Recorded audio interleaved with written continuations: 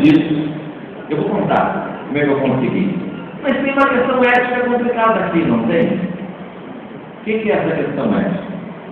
Invasão à propriedade privada, certo? Quem tem vergonha na cara não pode, mesmo que está diante de uma missão nobre, informar a sociedade de um tema relevante. O juiz desviou 250 milhões de reais, equivalente a isso. É muita coisa. Nesse caso aqui, a questão é $1 milhão, dos 250 que ele desviou. Mas mesmo que a sua missão seja nobre, de informar bem a sociedade, você não pode cometer um desvio, um ato ilegal, um ato ilícito, como a invasão da propriedade. Não se justifica fazer isso. Mas eu queria discutir isso com vocês. Aliás, ao final da minha fala, eu gostaria de ter perguntas de vocês. Eu gostaria de tornar esse encontro não apenas uma palestra, mas uma conversa franca, uma conversa aberta. Fique à vontade para me criticar ou para perguntar algo que seja da curiosidade de vocês. Ok? Mas veja, é a questão da invasão. É preciso ter dito, para me justificar, o seguinte: eu não sabia que o apartamento ainda era do juiz. Ele tinha dito que havia vendido o apartamento para uma terceira empresa. Uma segunda empresa havia comprado, a empresa era dele, e uma terceira empresa havia comprado novamente. Eu fui, vocês viram ali eu procurando na Justiça Americana, lá o acesso às informações relativamente fácil, e comprovei que essa terceira empresa também era dele. Ele havia mentido já para a Justiça Brasileira e mentiu também para a Justiça Americana. Mas quando eu entrei nesse apartamento, eu acreditava realmente que esse apartamento pertencia a uma terceira empresa e esse apartamento estava à venda. Tanto que eu fui no representante dessa empresa, que era um advogado, com uma conversa tentando convencê-lo, dizendo o seguinte: esse apartamento está à venda. A nossa televisão tem uma audiência muito grande aqui em Miami. Tem muito brasileiro rico que assiste a nossa TV e pode se interessar na compra desse apartamento. Se eu abrir o apartamento, a gente mostra a beleza dele, bom para você e bom para mim, que vou cumprir com a minha missão, é mostrar que apartamento é esse, que foi desviado, foi comprado com dinheiro desviado lá do Brasil. O advogado não foi na minha conversa, é claro, que ele era representante do próprio juiz, eu não sabia. Vocês viram que eu tentei bater na sede da empresa, é uma empresa que não tinha funcionários, nenhuma hora do dia abria a porta, eu telefonava, havia uma secretária que atendia o telefone, mas devia ser uma central telefônica dessas que atende 20, 30 empresas, empresas laranjas, empresas de fachada, como era a empresa do juiz. Não tinha nenhum produto dessa empresa. Tentei também, vocês viram, pedir autorização para a segurança do prédio, que não permitiu. E aí é o seguinte: ciscando, como a gente diz na linguagem lá dos jornalistas, na busca de um caminho, para não fracassar com a minha missão, circulando em volta do prédio, eu tenho que citar novamente meu pai. O que eu encontro ali? Encontrei um marceneiro que prestava serviço no prédio. Como tenho conhecimentos de marcenaria, eu ofereci meus conhecimentos como auxiliar do marceneiro. E ele concordou que eu ajudasse a trabalhar um dia com ele dentro do apartamento. Concordou, inclusive, que eu levasse a minha ferramenta dentro da malinha de ferramenta dele. Então eu levei o microfone, a câmera, dentro da mala do marceneiro. Foi assim que eu entrei. Estou tentando desviar da questão ética. Antes da questão ética, as duas coisas me preocupavam. Entrar num apartamento assim, nos Estados Unidos, da cadeia. Não só lá. mas lá da cadeia. 6 meses de cadeia no mínimo. E não fazia parte do meu projeto ficar dentro de uma cadeia. Mas aí comecei a pensar. Eu estou nos Estados Unidos. As cadeias nos Estados Unidos não são medievais como lá no Brasil. Não, se eu for preso, pelo menos não vou sofrer tanto. A comida de boa qualidade. Eu estava com a leitura atrasada. Eu tenho até hoje muitos livros assim, nas minhas prateleiras, isso que eu não consigo ler. Se ficar 6 meses na cadeia, posso colocar em dia a leitura. Então essa cadeia não será tão ruim assim. Me informei mais. Eu teria direito a receber visita. Até visita íntima. Então, quer saber uma coisa? Vou correr o risco. Pensar na sua questão ética. Mas como? Vai invadir? E o conceito básico dessa questão?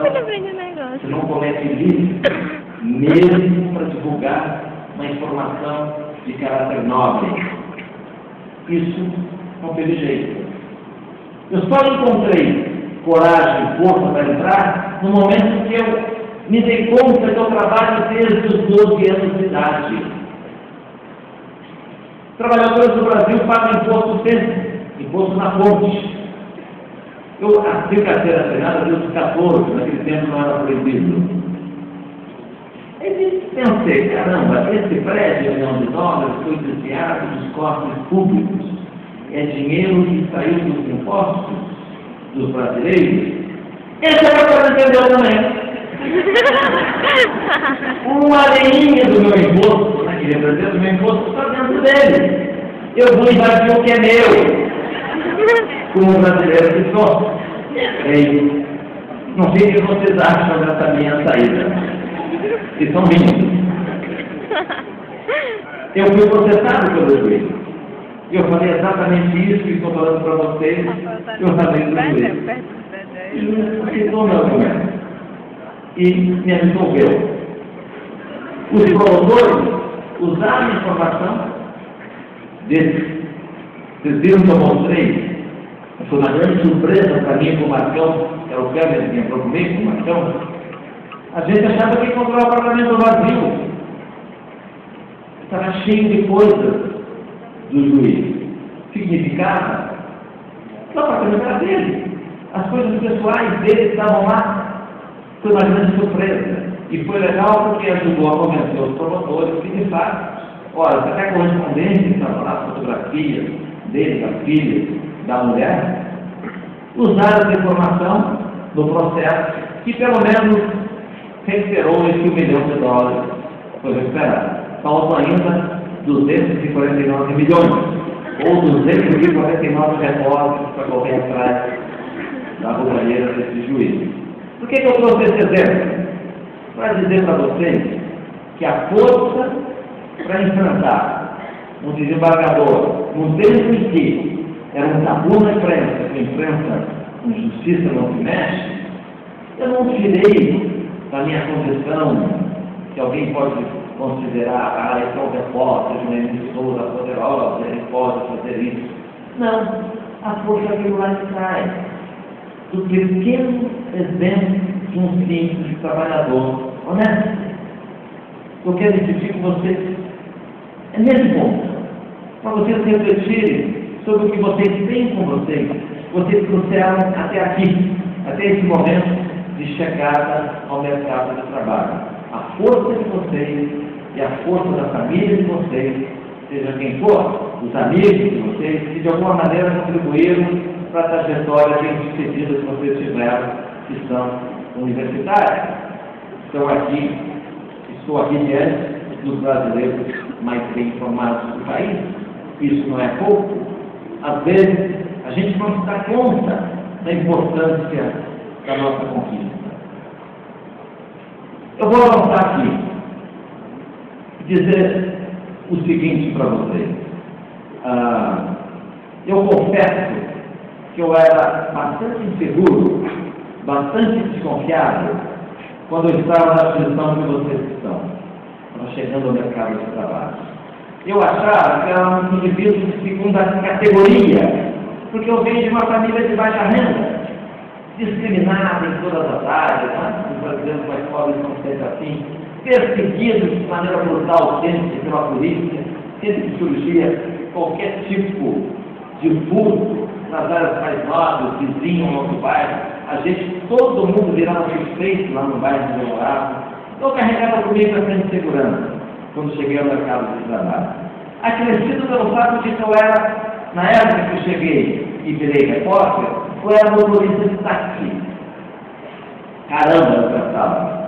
Consegui uma oportunidade num jornal importante da minha cidade, Porto Alegre, e para meu azar,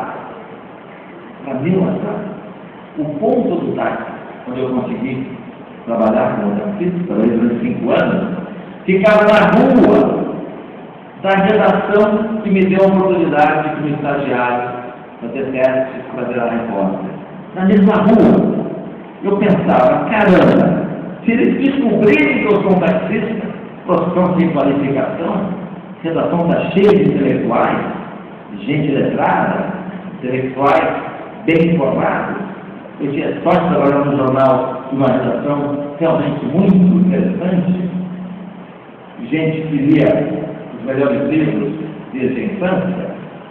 Caramba, eu tenho que esconder. Eu não podia abrir mão da minha profissão, porque a faculdade que eu estudava era particular, era PUC de Porto Alegre, eu estudava trabalhar para pagar, ajudar meus pais também.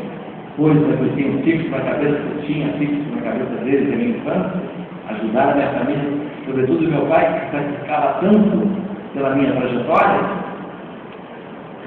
Vocês não acreditam, provavelmente, mas quando eu chegava na ponta, sabe, naquela fila do táxi, era minha vez de pegar os passageiros, eu ficava de olho lá na redação. Se viesse um repórter, um redator, um editor, em direção ao meu carro, eu saía da ponta, perdia a chance, às vezes, de espera ali, depois de 2 horas de espera, eu perdia a chance, ia lá para trás para não correr o risco de ser descoberto e perder minha oportunidade lá de estagiário. Mas um dia eu estava desatento, não sei que posição da fila, 4ª, 5ª posição, um editor passou e me reconheceu. E ficou falando, passei aqui, que descoberta. E eu fiquei assim muito sem jeito. Eu não lembro se no mesmo dia ou no dia seguinte, eu cheguei à redação, certo que eu tive ferrado. E não deu outra. O chefe da redação, quando viu a entrada, me chamou em casa. Eu já fui me desculpando. Estava no buchicho ali. Quer dizer que você é taxista, cara? Só me desculpe, vou embora. Talvez algum dia, quando eu estiver formado, eu bata aqui de novo, em outra condição, já formado, ter passado os 4 anos da faculdade. Muito obrigado. Já fui meio saindo assim, pedindo desculpas dele. Você está certo, você tem que ir para a rua mesmo. Vá para a rua já, mas para contar essa história. Ninguém dessa redação conhece essa profissão como você conhece, cara. Você é o único taxista aqui. Só você conhece bem essa história, vai contar para a gente essa sua experiência. Eu não acreditei. Muito interessante, né, a posição desse chefe. Ele se deu conta do valor da experiência. Eu sei que eu fui caprichar a escrever assim para agradar o chefe. Aí eu contei como é que os taxistas roubavam dos passageiros, como é que roubavam dos patrões. Até hoje eu vou perguntar, vocês conhecem taxista alemão? Taxismo retangular? A tarifa